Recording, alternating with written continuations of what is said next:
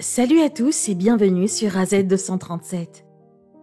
Les préjugés raciaux sont un problème croissant dans plusieurs endroits du monde, mais surtout aux États-Unis, et certains cas vous laissent sûrement vous demander jusqu'où nous devons encore aller pour rectifier les choses. Bien que les opinions sur le sujet soient diverses, l'histoire d'aujourd'hui est celle d'un couple qui a décidé de donner naissance à des enfants d'autres races, dont une série de triplés grâce à un nouveau concept différent de l'adoption traditionnelle. Regardons leur histoire. Mais avant de commencer, voici la question du jour. Avant de l'avoir, on ne la veut pas, mais quand on l'a, on ne veut pas la perdre. Qui est-ce ? Donnez-nous votre réponse dans les commentaires. La réponse exacte vous sera donnée à la fin de la vidéo. N'hésitez pas à liker la vidéo pour nous encourager et si vous êtes nouveau sur la chaîne, abonnez-vous et activez la cloche de notification pour ne manquer aucune de nos prochaines vidéos. Aaron Albert est un jeune chrétien évangélique qui a grandi en tant qu'enfant de missionnaire évangélique au Honduras. C'est le temps qu'il a passé là-bas qui l'a aidé à entrer en contact avec des personnes de différentes origines raciales. Pour lui, la race n'avait pas d'importance lorsqu'il s'agissait du christianisme, car même Dieu voulait que ses paroles soient prêchées à des personnes de différentes origines, indépendamment de leur tribu, de leur couleur ou de leur pays d'origine. Il a eu beaucoup de chance car il a épousé Rachel, qui était également une chrétienne évangélique blanche et qui partageait les mêmes croyances que lui. Même si Rachel a grandi dans le Mississippi, ce n'est que lorsqu'elle est partie en voyage à Haïti que sa mentalité concernant les préjugés raciaux a changé. Comme Aaron, elle croyait également que malgré les différentes pigmentations, personnalités et compétences des différents individus, tout le monde était le même aux yeux de Dieu. Pendant leur fréquentation, avant de se marier, ils semblaient partager la même idée d'adopter des enfants quand ils le voudraient, et il ne s'agirait même pas d'un bébé blanc. Après leur mariage, ce projet s'est concrétisé. Le couple s'est rendu dans une agence d'adoption du Mississippi pour adopter des enfants qu'ils pourraient appeler les leurs. À l'époque, ce n'est pas comme s'ils n'essayaient pas naturellement aussi, mais comme c'était quelque chose qu'ils avaient toujours eu à l'esprit, ils avaient l'intention d'adopter un enfant, et en adoptant un enfant, ils voulaient des enfants non caucasiens. Dans un article publié par le Washington Post, Aaron a déclaré qu'il pensait qu'il était plus difficile pour les enfants non caucasiens de trouver un foyer d'adoption, mais qu'ils étaient prêts à prendre cette option avec la conviction que si Dieu voulait qu'ils aient un enfant caucasien, il était sûr que Rachel en donnerait un naturellement. Le processus n'était certainement pas facile, mais ils sont parvenus à adopter 2 enfants en bas âge, un garçon afro-américain et une fille biraciale.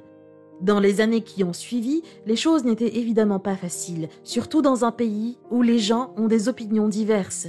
Que ce soit dans un magasin ou en se promenant dans les environs, la vue d'un couple de blancs avec des bébés de races différentes est rare et les gens, bien sûr, voient les choses différemment. Alors que certains étaient heureux de les voir, d'autres n'appréciaient pas vraiment la vue. Dans son article sur le Washington Post, Aaron a écrit « Nous savions, surtout dans le Sud, qu'un couple de blancs avec des enfants non blancs susciterait une myriade de réactions différentes. Il y avait toujours la vieille dame blanche du Walmart qui nous regardait avec dégoût, ou la mère afro-américaine qui nous regardait en hochant la tête. Mais il y a aussi eu une jeune fille noire qui a pleuré lorsque nous lui avons dit que ce petit garçon de sa couleur de peau était notre fils, et un médecin blanc plus âgé qui a prié avec amour pour lui et l'a tenu si tendrement. Ces dernières expériences ont été des rayons d'espoir qui nous ont rappelé le chemin parcouru par notre pays, tandis que les premières nous ont rappelé le chemin qu'il nous reste à parcourir. Avec un garçon afro-américain et une fille biraciale, Aaron et Rachel ne se sont pas arrêtés en si bon chemin pour avoir encore plus d'enfants, surtout de races différentes. Et c'est l'une des choses qui les a conduits au National Embryo Donation Center, une banque d'embryons chrétienne. Le couple appréciait manifestement la compagnie de ses 2 autres enfants et même s'il avait presque l'impression qu'avoir plus d'enfants représenterait plus qu'assez, ils étaient quand même heureux de poursuivre leur mission au National Embryo Donation Center, un endroit qui leur avait été recommandé par un couple d'amis. Avec la nouvelle méthode d'obtention de nouveaux bébés, Aaron semblait heureux que cela permette à Rachel de faire l'expérience de la sensation de tomber enceinte et plus encore que cela renforce leur lien avec ses bébés. Selon le poste d'Aaron depuis 2016, il existe plusieurs embryons congelés aux États-Unis et même dans les cas où les embryons ne sont pas sélectionnés, ils sont transmis pour être utilisés pour la science ou ils sont même détruits ou conservés congelés. Après une période de réflexion sur la race qu'ils souhaitaient pour leurs nouveaux enfants, Aaron et Rachel ont pensé qu'il serait logique que leurs nouveaux enfants soient, d'une certaine manière, liés aux 2 premiers enfants sur le plan racial, et c'est pourquoi ils ont demandé des embryons afro-américains. Dans ces mots, Aaron a écrit « Lorsque nous avons rencontré le NEDC, nous avons de nouveau été confrontés à la question de l'ethnie que nous choisirions pour nos embryons adoptés. Nous voulions que ces frères et sœurs supplémentaires se sentent liés à nos 2 premiers enfants sur le plan racial et nous avons demandé à l'équipe du NEDC si nous pouvions être jumelés avec des embryons afro-américains. Ils étaient d'accord avec nos idées sur la compatibilité raciale de nos enfants et nous ont soutenus dans notre décision de choisir des embryons afro-américains. Suite à leur décision, 2 embryons ont été implantés dans Rachel en septembre 2015. Quelques semaines plus tard, ils se sont rendus au Honduras où ils se sont arrêtés dans un hôpital local où ils ont appris que non seulement les embryons étaient en parfait état, mais que l'un d'entre eux s'était même divisé et que désormais, ils attendraient 3 bébés, ce qui signifie que Rachel portait des triplés dans son utérus. Ce moment a été si merveilleux pour le couple et ils ont même reçu beaucoup d'amour de leurs amis et des membres de leur famille qui attendaient aussi les bébés. Avance rapide jusqu'à la date d'accouchement de Rachel et ils ont pu voir leur triplé afro-américain qui était absolument magnifique et même s'ils ne pensaient pas que cela arrivait pendant leur année de fréquentation, ils ne pouvaient que remercier Dieu de les avoir bénis avec leur bébé. Pour conclure son article sur le Washington Post, Aaron a déclaré « Ce n'est pas ce que nous avions prévu il y a 12 ans lorsque nous nous fréquentions et que nous parlions d'adoption, mais oh, comme nous sommes reconnaissants à Dieu de nous bénir avec ces adorables petits qu'il a placés sous notre responsabilité. Je me souviens qu'un ami en cours de procédure d'adoption m'a dit qu'il avait toujours voulu que sa famille ressemble à de petites Nations Unies. Lorsque je regarde ma famille qui s'agrandit, je préfère aller un peu plus loin en osant espérer que notre photo de famille soit un petit aperçu du ciel. » Le thème du don d'embryon est devenu un sujet assez tendance dans le monde entier, le concept offrant une option aux femmes souffrant d'infertilité non traitable ou de perte de grossesse récurrente liée à l'embryon. Le don d'embryon est généralement un processus anonyme et il résulte des cas où les patients créent plus d'ovules que nécessaire dans le processus de fécondation in vitro. Dans ce cas, les ovules sont alors congelés pour être conservés afin de pouvoir être utilisés ultérieurement par toute personne qui en aurait besoin. Dans la plupart des cas, les taux de réussite dépendent de la qualité des embryons au moment où ils ont été congelés, de l'âge de la femme qui a fourni les ovules, puis du nombre d'embryons transférés. Le principe du don d'embryon est le même que celui du don de sperme ou d'ovules. Si l'histoire d'Aaron et Rachel peut être intéressante et assez inspirante, ils ne sont pas le premier couple à passer par le processus de don d'embryon. En 2014, Kevin et Liz Kreinman ont exploré cette option et c'est ce qui les a conduits à donner naissance à leur magnifique fille nommée Sammy. Liz avait été diagnostiquée avec une réserve ovarienne sévèrement diminuée, une maladie qui la rendait incapable d'avoir des enfants génétiques et avec cela, son mari Kevin et elle ont décidé de donner une chance au don d'embryon.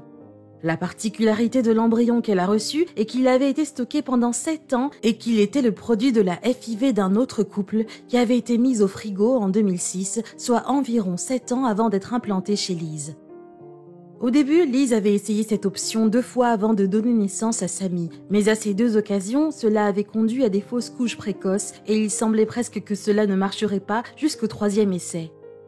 Interrogée par le magazine People sur la raison pour laquelle elle avait choisi l'adoption embryonnaire plutôt que l'adoption normale, Liz a répondu « J'ai toujours été ouverte à l'adoption traditionnelle, mais lorsque j'ai appris que l'adoption embryonnaire existait, il y a eu un déclic et cela nous convenait parfaitement. Je voulais faire l'expérience de la grossesse. Je voulais offrir de l'amour à un enfant qui en avait besoin.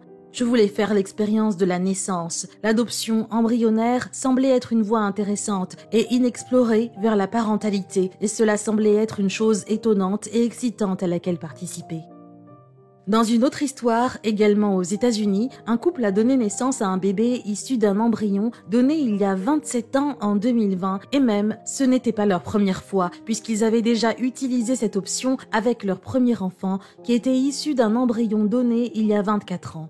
Tina et Ben Gibson sont un couple du Tennessee qui a essayé le concept d'adoption d'embryons à 2 reprises et les 2 fois ils ont réussi même si les embryons utilisés étaient stockés depuis longtemps. Pour leur dernier accouchement en 2020 pour leur fille nommée Molly, le couple a utilisé un embryon qui était congelé depuis 1992, ce qui en fait l'embryon le plus ancien connu à avoir donné naissance à un enfant.